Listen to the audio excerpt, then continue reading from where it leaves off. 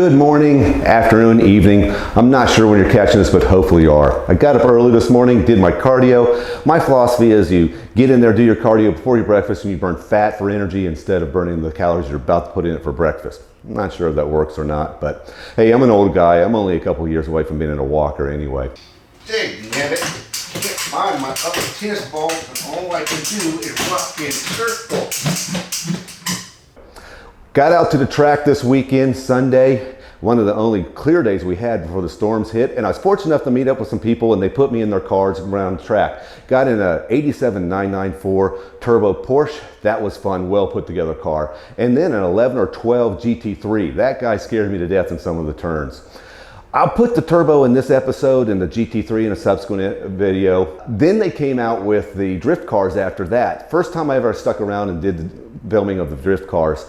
That was great, really interesting. So I've got some of that in this video. And then I was kind of switching to a Scott tip where I'm looking at the late model Jeeps and their 3.6 models. They actually have a oil filter on top of the engine, and there's some things to watch out for on that when lubricating the seal and such. We'll go some tips on that, hopefully save you some time for heartache and maybe even some money. I've got a backlog of cars coming in. People want to get their cars videoed. There's been some great interest in the channel in that sense. So I've got those ready to go. I've just put them in subsequent videos. They're kind of backing up a little bit, but I had done the filming and I need to do the editing on it, and we'll get that done. With that being said, cue the banjo.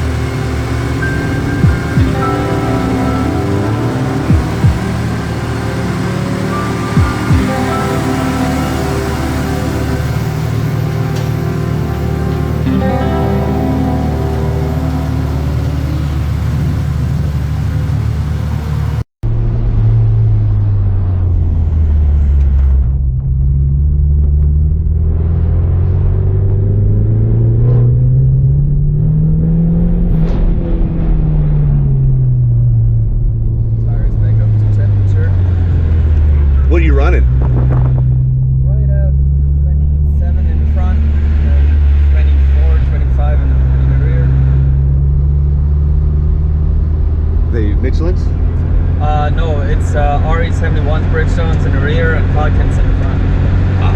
They didn't have the size of Falcons in the rear. So. I run into that too, where I find the tire I want, with the aspect ratio and everything I need, and they don't have it in the front.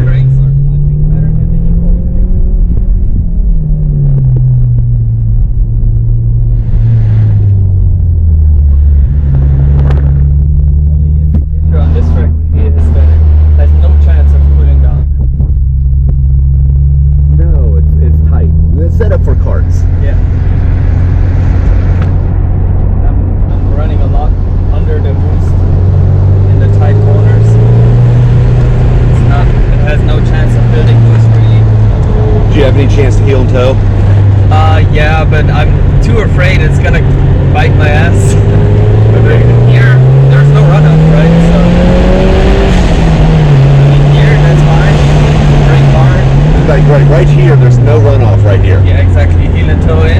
But then here, out of here, I have no boost. Out of here, I have no boost. I'm flooring it already. And now it's coming. Yeah. Yeah, by the time the boost kicks in, you're already hitting the turn. Here's better.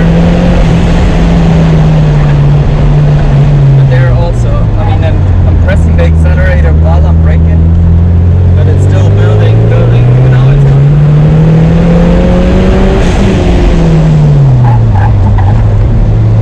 But you're right, I mean, the grip is phenomenal. The balance is all you need.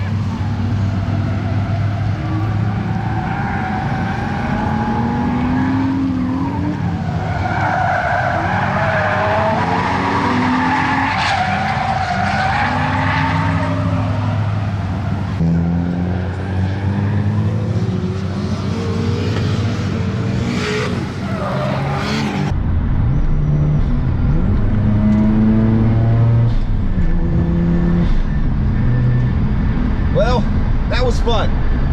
Let's switch over to a Scott tip real quick and wrap things up. You know, going to the track today really helped me get the bug back into me. I really want to go back out to the track. I have a track thing, and we'll get out there and get some filming done with that. Check out the Scott tip, and then that'll be it for today. Thanks for joining me.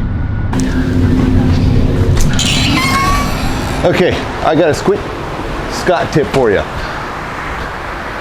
What engine size is this, Joe? 3.6. The 3.6? Mm-hmm. Okay. So these 3.6 motors in these Jeeps have the oil filter down inside here, what Joe's taking out right now. And all that, thanks Joe, all that, move the filter real quick. All that down inside there is a filter housing and the cap and it's an element filter.